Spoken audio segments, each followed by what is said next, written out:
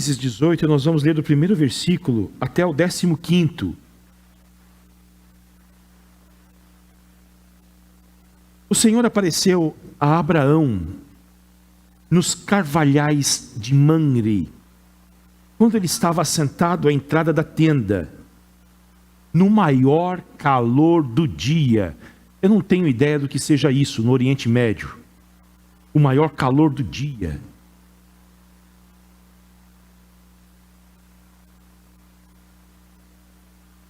Abraão levantou os olhos, olhou, e eis que 3 homens estavam em pé diante dele. Ao vê-los, Abraão correu da porta da tenda ao encontro deles. Naquela cultura, um homem respeitável não corre, mas o Abraão correu. Prostrou-se em terra e disse: Senhor meu, se eu puder obter favor diante dos seus olhos, peço que não passe adiante sem ficar um pouco com este teu servo. Vou pedir que se traga um pouco de água para que lavem os pés e descansem debaixo desta árvore. Trarei um pouco de comida para que refaçam as forças, visto que chegaram até este servo de vocês. Depois poderão seguir adiante. Responderam: faça como você disse. Abraão correu para a tenda de Sara e lhe disse: amasse depressa 3 medidas da melhor farinha e faça pão. Abraão, por sua vez, correu ao gado, pegou um novilho tenro e bom, e o entregou a um empregado, que se apressou em prepará-lo. Pegou também coalhada e leite, e o novilho que tinha mandado preparar, e pôs tudo diante deles. E permaneceu em pé junto a eles debaixo da árvore. E eles comeram. Então lhe perguntaram: onde está Sara, a sua mulher? Ele respondeu: está aí na tenda. Um deles disse: certamente voltarei a você daqui a 1 ano. E Sara, a sua mulher, dará à luz um filho.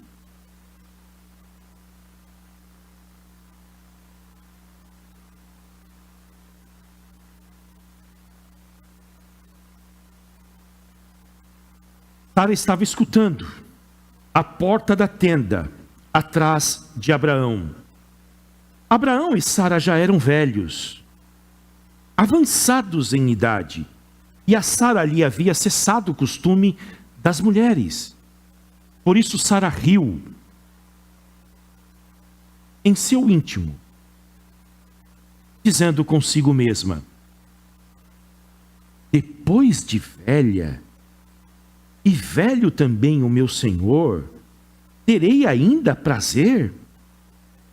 Então o Senhor perguntou a Abraão, e Sara riu, dizendo: será verdade que darei ainda à luz, sendo velha? Por acaso existe algo demasiadamente difícil para o Senhor? Grifem isso na Bíblia de vocês. Tatue isso no coração de vocês esta manhã. Por acaso existe algo demasiadamente difícil para o Senhor? Daqui a 1 ano, neste mesmo tempo, voltarei a você e Sara terá um filho. Então Sara teve medo e negou, dizendo: eu não ri. Ele, porém, disse: não é verdade. É certo que você riu. Amém. Vamos orar? Filhinho do nosso irmão Emerson fez aniversário ontem, né? 1 aninho de vida. Que Deus abençoe a vida do Júlio César, o imperador, de Balneário Camboriú. Amém? Vamos orar, queridos. Pai Santo, nós te damos graças nesta manhã, quando nós nos reunimos para ouvir a Tua palavra. Pedimos a graça do Senhor sobre nós. Pedimos que o Senhor nos guarde. Pedimos para que o Senhor fale conosco. Pedimos que o Senhor abençoe a vida do Júlio César. Que ele cresça, tenha muitos anos de vida. Pedimos que o Senhor guarde as nossas crianças. Pedimos que o Senhor livre as nossas crianças do mal. Pedimos para que o Senhor regenere o coraçãozinho das nossas crianças. Elas sejam batizadas com o Espírito Santo. Senhor, pedimos por nós que somos pais, que temos tanta dificuldade na educação dos nossos filhos. Não temos sabedoria às vezes, erramos. Ajuda-nos. Pedimos a Tua bênção sobre nós, Senhor. Nós precisamos muito de Ti. Somos tão descuidados dessa questão primordial. E nós precisamos de Ti, Senhor. Os nossos filhos precisam do Senhor. Mais do que tudo nesta vida. Portanto, fale conosco nesta manhã. Fale conosco, Senhor. Alimenta nosso espírito. Traga orientação para as nossas vidas. Fale conosco. Nós te pedimos isto. Em nome de Jesus. Amém. Queridos, como seria se Deus visitasse a sua casa hoje, à tarde, depois que você saísse aqui da igreja? Como seria? Ontem à noite eu fui dormir com este pensamento. Como seria se Deus me visitasse agora e entrasse aqui na minha casa? Como Ele iria encontrar a minha casa? Como Ele iria encontrar a minha família? Será que Ele teria liberdade de sentar-se ao sofá e assistir o que eu estava assistindo com os meus filhos e a minha esposa? Como Ele iria observar a forma como que a gente se trata dentro de casa? Como Ele iria observar a educação dos meus filhos? Eu confesso que pensei um pouco sobre isso e pedi para que Deus me desse sono logo, para que eu não continuasse pensando muito. Há tanta coisa que eu preciso mudar na minha vida.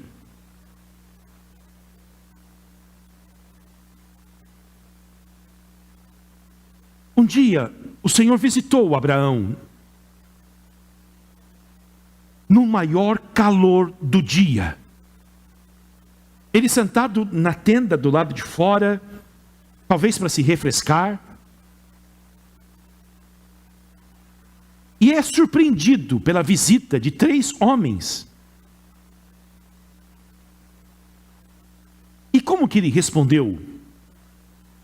Ele respondeu com a hospitalidade típica do Oriente Médio e que faz parte da tradição cristã.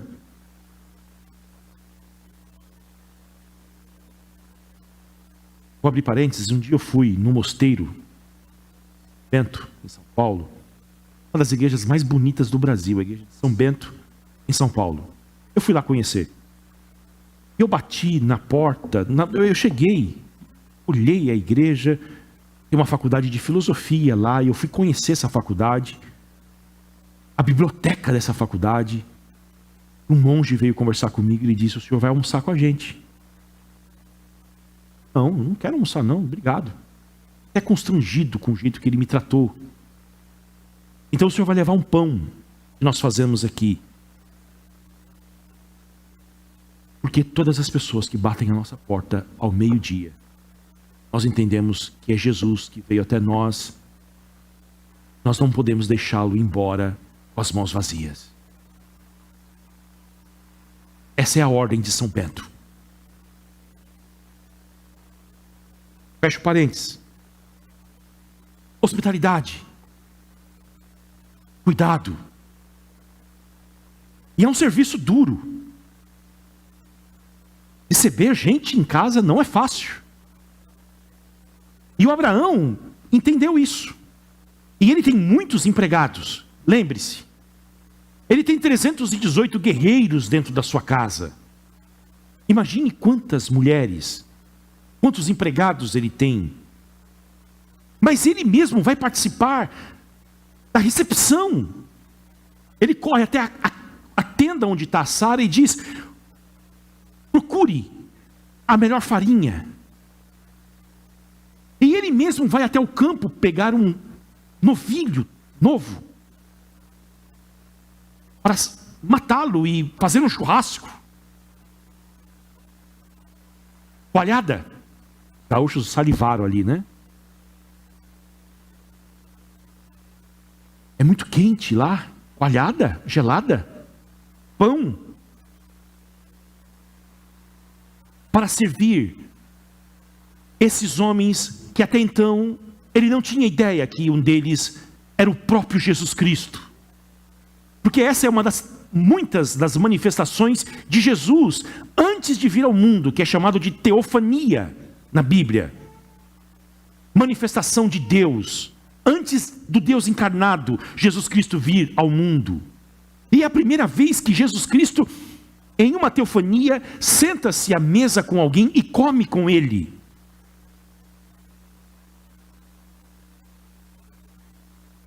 Hoje, certamente, nós temos muitas dificuldades com hospitalidade. Nós temos muitas. E eu vou apontar o que eu penso sobre isto. A primeira é que nós não temos mais tempo. Nós estamos agitados demais, correndo demais, tensos demais, preocupados demais. É um estilo de vida que certamente Deus não se agrada. Você pode ter certeza disto. É que nós não temos mais tempo para sentar à mesa. Esses dias minha esposa chegou mais cedo do serviço e falou assim: ufa, eu vou ter tempo para tomar banho, sem olhar para o relógio. Eu falei: não demora muito não, que a conta vem alta depois. E vou poder tomar um café.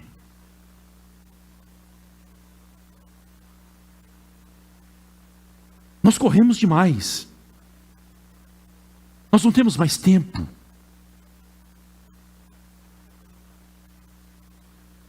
Ontem eu prometi para o meu filho jogar bola com ele e não consegui ir. E criança não esquece. Hoje cedo ele já falou para mim: você não foi ontem jogar bola comigo.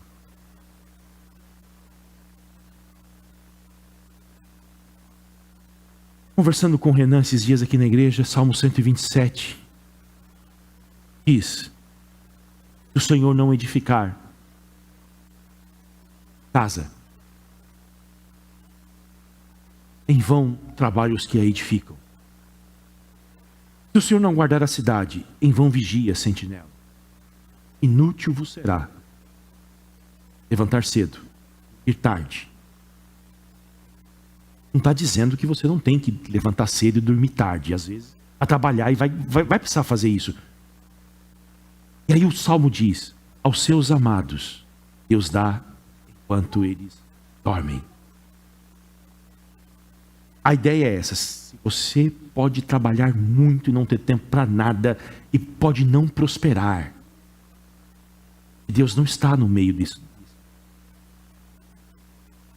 Mas se Deus estiver, enquanto você está dormindo, Ele está levando clientes para você. Ele está abrindo as portas para você. Ele está abençoando você. A grande questão: Deus estará neste negócio ou não?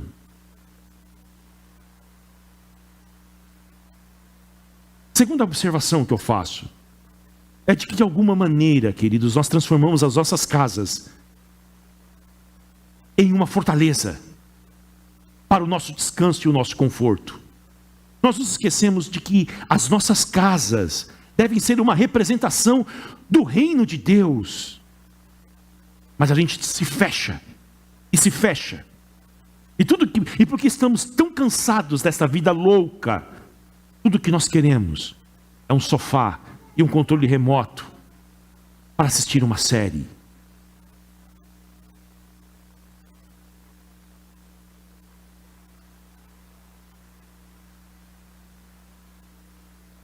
E a gente se perde nisto.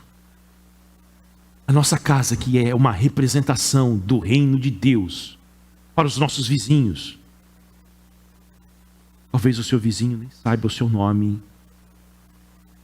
Talvez o seu vizinho está agonizando, precisando de Jesus.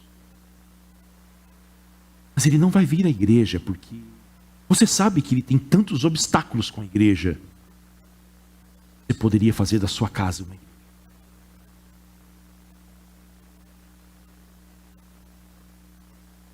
Anos atrás eu li um livro de uma mulher chamada Rosaria Butterfield. O título do livro é Pensamentos Secretos de uma Convertida Improvável. Essa mulher era professora titular do curso de lesbianismo em uma universidade nos Estados Unidos. Sabia que tem curso de lesbianismo? É. Ela era professora titular. A maior autoridade nesse assunto nas universidades dos Estados Unidos. E um dia ela recebeu uma carta. Ela tinha um programa no rádio da universidade e um casal escreveu uma carta para ela. Ela leu e gostou do conteúdo da carta e respondeu a carta. E ela foi convidada por esse casal para ir à sua casa. E ela foi à casa desse casal, que eram membros de uma igreja presbiteriana lá. E o primeiro encontro ela disse que não foi falado nada de Jesus ali. Mas eles acolheram ela, fizeram uma comida, ela disse, simples, singela, mas cheia de amor. E ela disse, eu nunca encontrei isso em lugar nenhum. Voltou a segunda vez, a terceira, e desenvolveu uma amizade profunda com aquele casal. Vou resumir, hoje essa mulher é esposa de um pastor presbiteriano, muito usado por Deus nos Estados Unidos. E ela disse, essa frase é dela, formamos as nossas casas, uma fortaleza, quando elas deveriam ser uma representação do reino.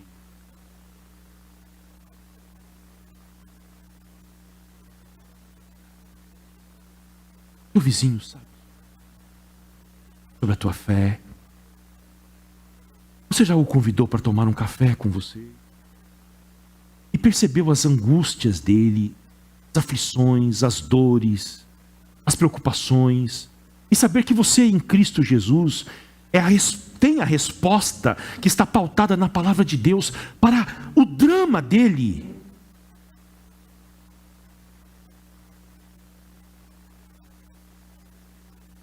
Você é descendente de Abraão, espiritualmente?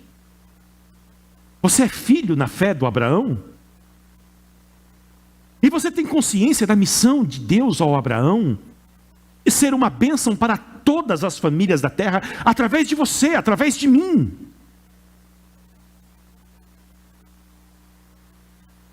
Mas como essas pessoas serão abençoadas? Se não há quem pregue para elas.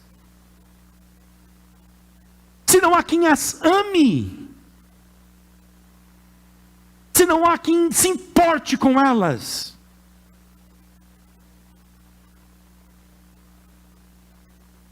Agora, o segundo ponto da minha mensagem. Qual foi o propósito desta visita? Em primeiro lugar, revelar o futuro dessa família. Olha o que Deus diz. Onde está Sara, a sua mulher? Opa, já não é um homem comum. Sabe o nome da minha esposa? Onde ela está? Ela está aí na tenda, e a Sara estava atrás da tenda ouvindo a conversa dos homens sentados enquanto eles comiam. É só lá que acontece isso.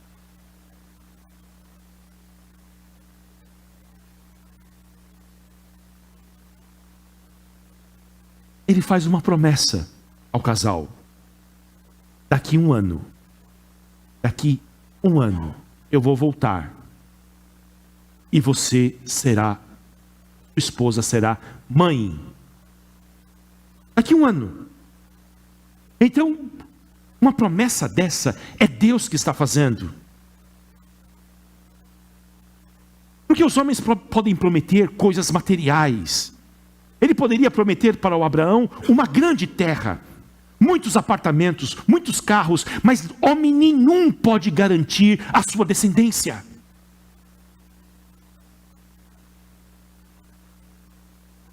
E qual foi a reação da Sara? Foi riso.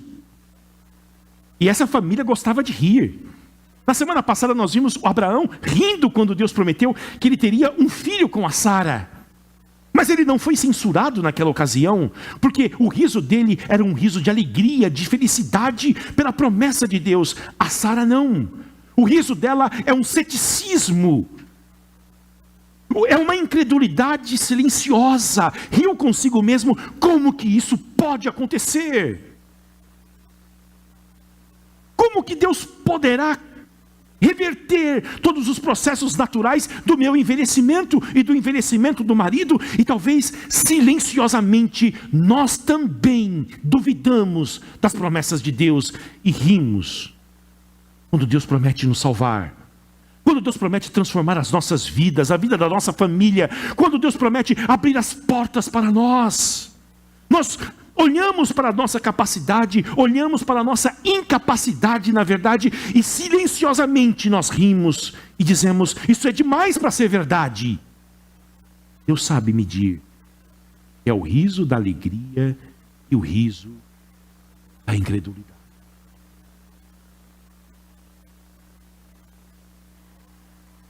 Existe alguma coisa para o Senhor? Este Deus que criou os céus e a terra com a sua palavra e os sustenta com a sua palavra, existe alguma coisa difícil para Ele? Não. Sonoro? Não. Você precisa crer nisto nesta manhã. Não há nada que Deus não possa fazer pela sua família. Não há nada que Deus não possa fazer pela sua cidade. Não há nada que Deus possa fazer em prol da sua igreja. Não há nada do que Deus possa fazer em prol dos seus negócios. Este é o Deus que vai sustentar os descendentes do Abraão por 40 anos no deserto.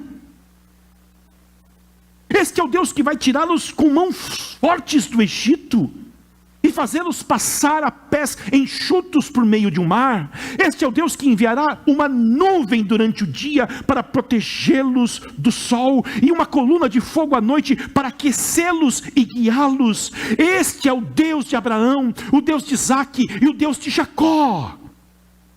E não encontra obstáculos algum.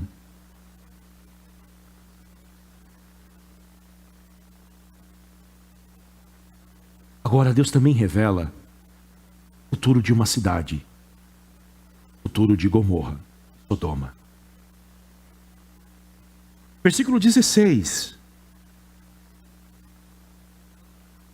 Na verdade, 18 e 16.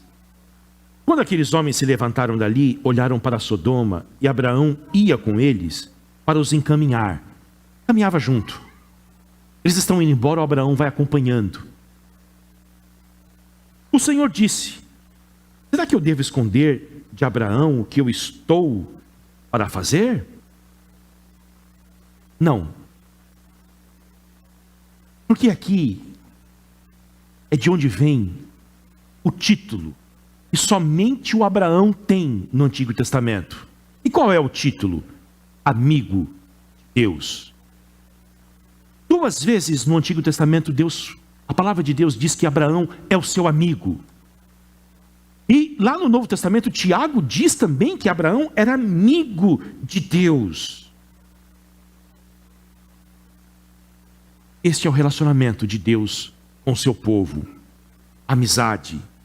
E isto mostra para nós, queridos, que Deus, quando se aproxima de nós, Ele não está interessado a um sorriso distante, em um bom dia impessoal, como nós costumamos dar para as pessoas que passam por nós durante o dia. Bom dia, bom dia. Não. O desejo de Deus sempre foi um relacionamento íntimo com o seu povo. O desejo de Deus sempre foi ter esse contato pessoal com aqueles a quem Ele escolhe. E a boa notícia que nós temos nesta manhã, que Deus não se torna apenas amigo de Abraão, mas no Evangelho de João, no capítulo 15, versículo 14, a Bíblia diz que Jesus Cristo se fez também nosso amigo. E nós, pela fé, somos amigos de Jesus Cristo. Desejo de Deus é isso daqui, ó. Vocês são os meus amigos. Se vocês fazem aquilo que eu ordeno a vocês, vocês são os meus amigos. Eu tenho prazer e não tenho vergonha de dizer que eu sou amigo de vocês, pecadores. Agora, como é que foi que o Abraão chegou neste ponto? Como que um homem e uma mulher podem se tornar amigos de Deus? Versículo 19 do capítulo 18 de Gênesis. Olha o que o texto diz: porque eu o escolhi. Então a primeira coisa que se faz necessário para ser amigo de Deus é esta graça imerecida. Deus vem e escolhe o Abraão dentre tantos e tantos homens. Deus foi lá e escolheu o Abraão para ser amigo dele. Dentre tantas as pessoas, Deus escolheu você para ser amigo ou amiga dele. Abraão não venceu um concurso de 28 etapas para se tornar amigo de Deus. Ele não se qualificou com as suas características peculiares para que isto acontecesse. Não, 1000 vezes não. Soberanamente Deus se aproximou dele e o escolheu, e o tirou de Ur dos Caldeus, e levou ele para a terra prometida, para que tivesse uma amizade com ele. Ele não foi escolhido por aquilo, ou por causa daquilo que ele era, mas ele foi escolhido para tornar-se aquilo que Deus queria que ele fosse: amigo de Deus. E esta escolha tinha um propósito. Porque eu o escolhi para que ordene aos seus filhos e à sua casa depois dele, a fim de que guardem o caminho do Senhor e pratiquem a justiça e o juízo, e para que o Senhor faça vir sobre Abraão o que lhe prometeu. Ele será uma grande nação. Nele serão benditas todas as famílias da terra. Eu o escolhi para que ele vá e fale para os seus filhos tudo aquilo que eu revelei para ele. Sexta-feira passada eu estive lá na escola Gênesis e eu falei que, a despeito de todas as influências que os nossos filhos têm, das mídias sociais, da cultura que nos cerca, e também do pecado, a maior influência que o teu filho terá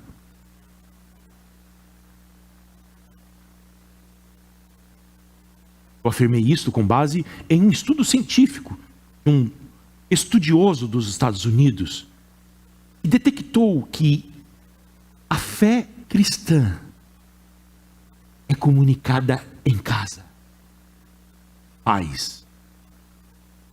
E esta fé é comunicada pelos pais, ela causa um impacto profundo no coração dos filhos, a despeito, eu volto a repetir, das mídias, do TikTok, do Instagram, a despeito dos coleguinhas da escola, a despeito dessa cultura hostil que nos parece engolir a gente.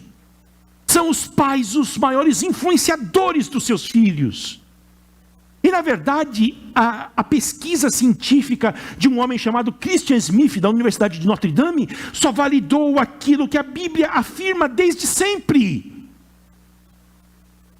E que Deus disse que o Abraão iria fazer. O que o Abraão vai fazer? Ele vai ordenar os seus filhos e a sua casa depois dele, a fim de que guardem o caminho do Senhor e pratiquem a justiça e o juízo.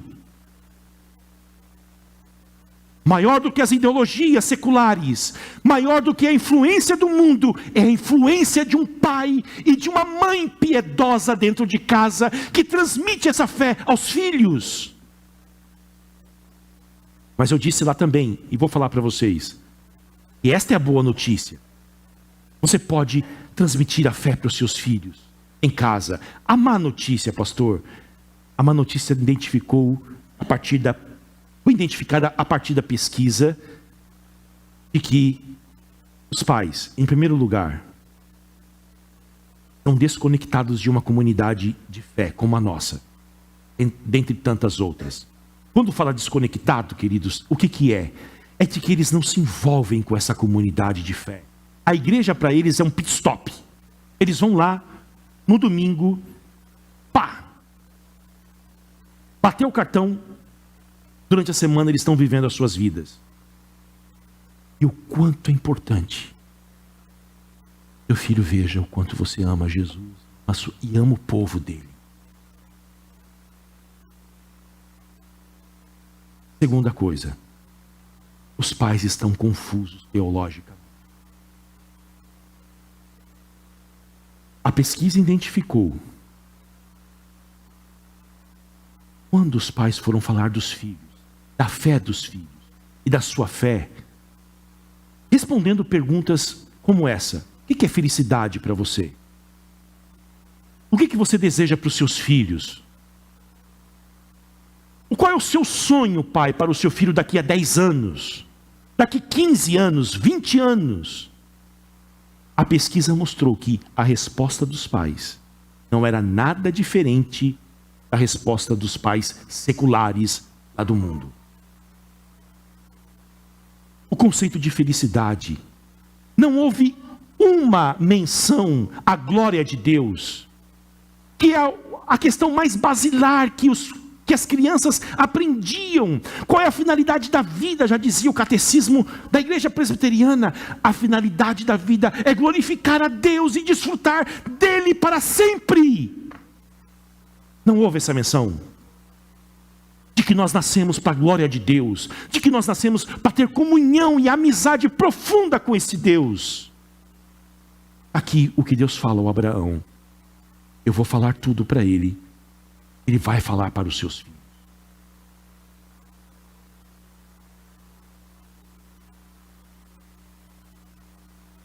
Eu imagino o coração de Deus imaginando Abraão sentado em uma noite, à beira de ao lado de uma fogueira, depois do jantar, dizendo para os seus filhos: este Deus me chamou de Ur dos Caldeus. Ele revelou a sua justiça para mim, a sua santidade, o seu amor. E eu estou dizendo para vocês, e vocês falem para os seus filhos.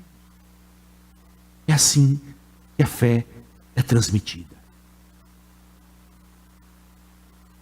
E o que Deus fala? Nós vamos terminar com isso. Deus fala sobre Sodoma e Gomorra para o Abraão. Esse Deus que não guarda segredos, mas revela aos seus amigos. Este Deus que tem prazer em ter comunhão com os seus filhos. E hoje Deus revela os seus segredos para nós através da sua palavra. E a coisa mais extraordinária é quando você começa a estudar a Bíblia, ler a Bíblia, estudar a Bíblia, e você começa a descobrir coisas novas sobre Deus. O seu coração queima, há uma alegria dentro de você, os seus olhos brilham quando você descobre coisas novas nas Escrituras que são relacionadas a Deus, porque Deus tem amizade conosco hoje através da sua palavra, que é as Escrituras Sagradas.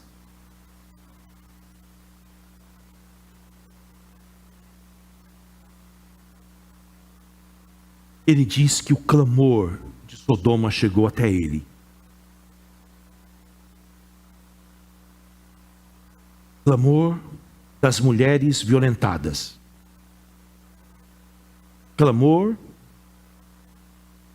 da imoralidade sexual de Sodoma.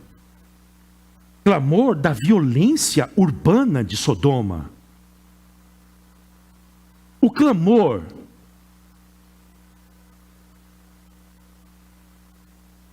da riqueza de muitos, em detrimento da pobreza de tantos outros. Vocês querem ver? Abre a Bíblia de vocês em Ezequiel, capítulo de número 16. Qual era o pecado de Sodoma e Gomorra? O profeta Ezequiel, muitos anos depois, vai mostrar para nós.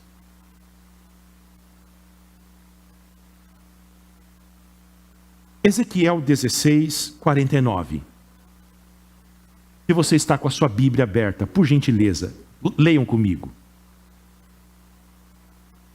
Eis que esta foi a iniquidade de sua irmã Sodoma.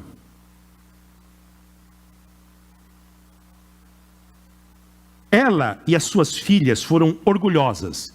Primeiro pecado de Sodoma, orgulho.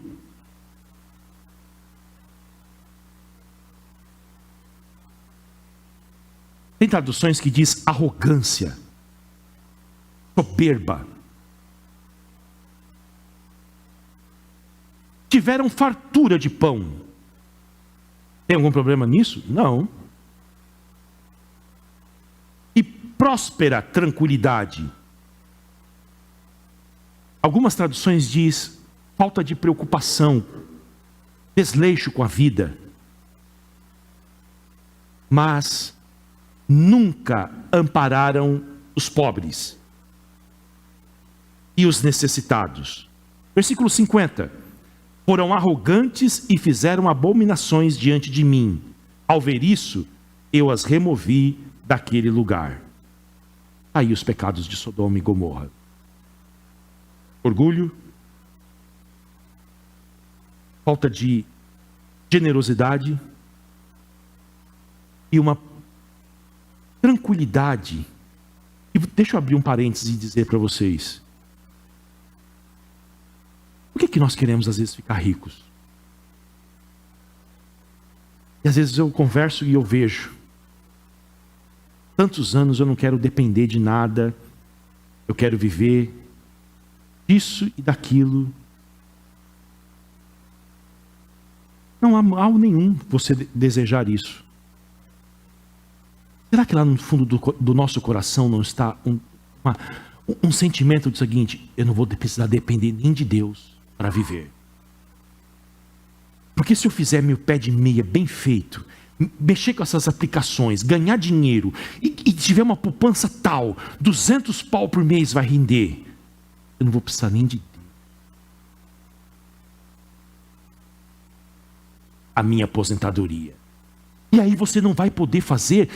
Esta é a grande questão. Você nunca vai poder orar a oração do Pai Nosso. Pai nosso que estás nos céus, santificado seja o teu nome, venha a nós o teu reino, seja feita a tua vontade, tanto na terra quanto nos céus. E a sentença seguinte: o pão de hoje, dá-nos hoje. Alimente a nossa confiança em ti, de que amanhã o Senhor, como um pai, haverá de trazer o pão de novo para a minha mesa, e eu descanso em ti. Essa é a vida do cristão. Eu posso ter, eu sempre vou depender de Deus. Sodoma viveu assim. Não preciso de Deus, eu tenho bastante. Os pobres, o problema é deles. Os necessitados, carentes, as pessoas que foram vencidas pela vida, que eles se cuidem de si mesmos. Mas o reino de Deus é diferente.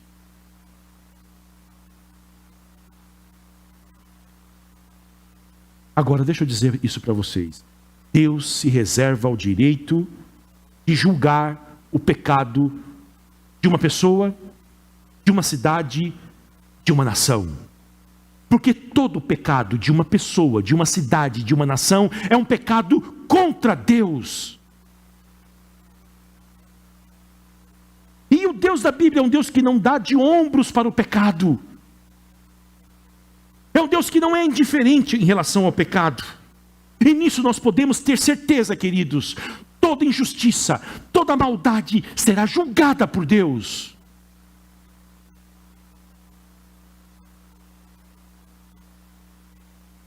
E a partir daí, o Abraão começa a conversar com Deus. Versículo de número 23. E aproximando-se, Abraão perguntou: será que o Senhor vai destruir o justo com o ímpio?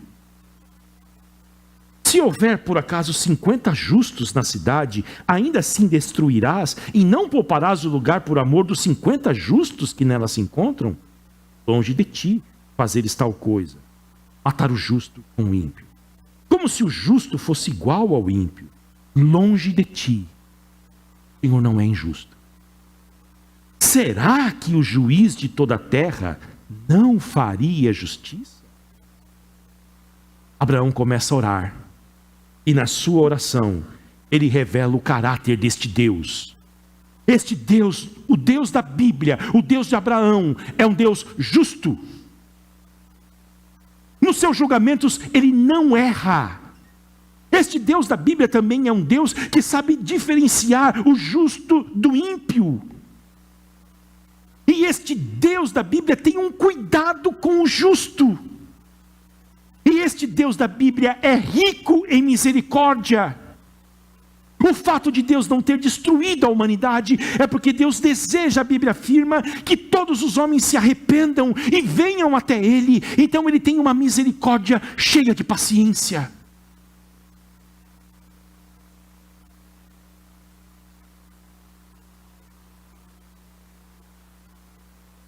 Deus fez justiça. Eu vou terminar com isto. Mas aonde que Deus fez justiça? Ele fez justiça na cruz do Calvário. Deus fez justiça porque lá na cruz Ele lançou o pecado dos seres humanos sobre o seu Filho, que nunca cometeu um pecado. E Ele imputa agora a justiça de Jesus Cristo, a justiça de um homem santo, de um homem impecável. Ele imputa essa justiça aos que creem no seu Filho. Na cruz, a misericórdia, isso aqui que o Abraão acabou de dizer, na cruz elas se juntam, a misericórdia, o amor, a justiça de Deus, elas se encontram justamente na cruz. Por quê? Porque é o Deus, na cruz Deus se revela como o Deus que não vai jogar sujeira para debaixo do tapete, é um Deus que haverá de julgar o mundo com justiça, mas é o Deus também que demonstra misericórdia, porque Ele não julga o mundo sobre nós, mas sobre o seu Filho, o seu único Filho, que carrega os nossos pecados no nosso lugar. A morte de Jesus Cristo é uma expressão da justiça e do amor de Deus por nós.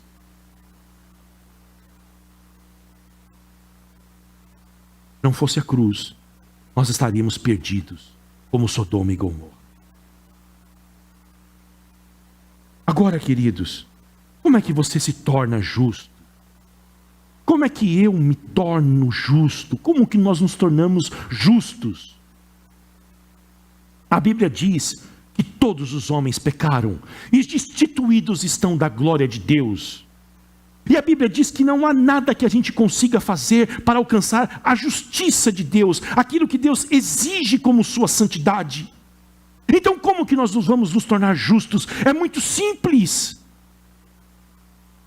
Nós nos tornamos justos quando nós cremos em Jesus Cristo.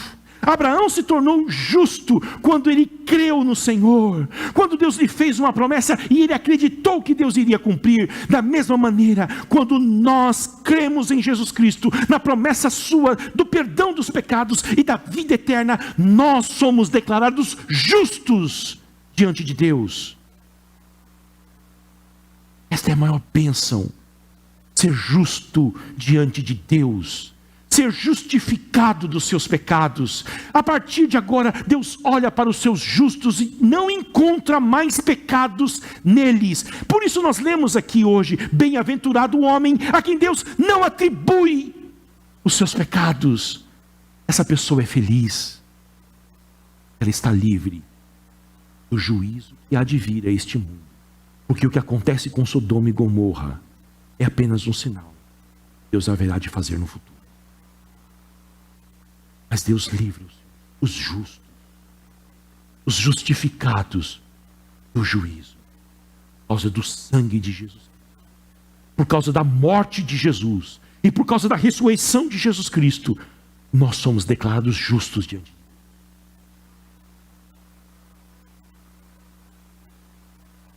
Sabe qual que é a boa notícia? É que os justos agora desfrutam de uma relação gloriosa com Deus. O apóstolo Paulo diz isso em Romanos 5:1. Justificados, pois, mediante a fé, temos paz.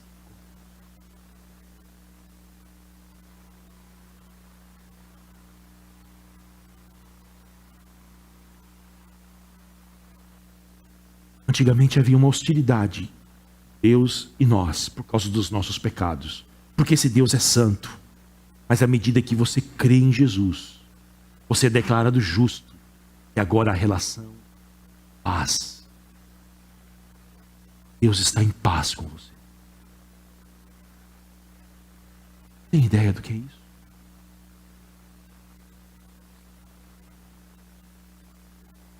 E por que Deus está em paz com você e você com Ele? Você pode também desfrutar da paz de Deus. São coisas diferentes. Paz com Deus e a paz de Deus. Paz de Deus é a convicção profunda. Não importa o que aconteça com você, comigo nesta vida, não vai nos abandonar. Ele vai nos dar tudo que nós precisamos para glorificar o seu nome nesta vida.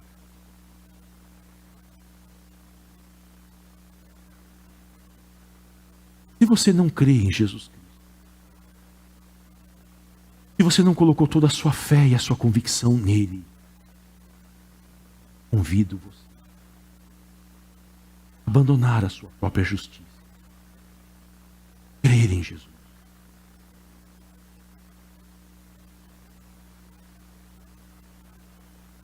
Vamos orar?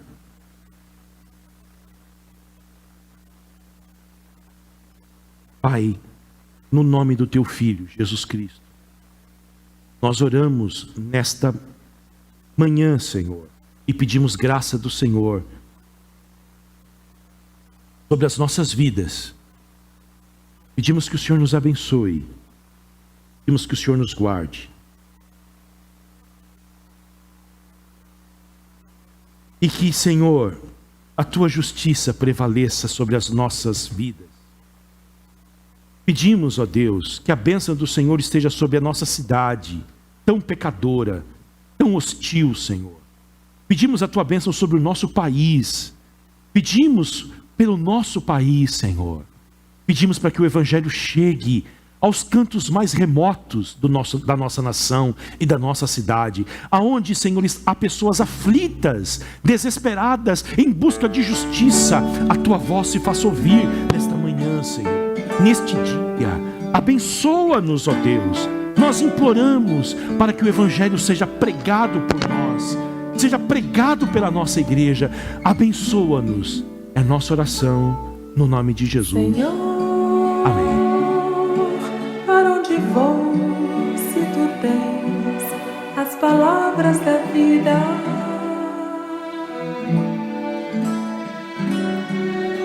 Os dias são maus, as provas duras demais.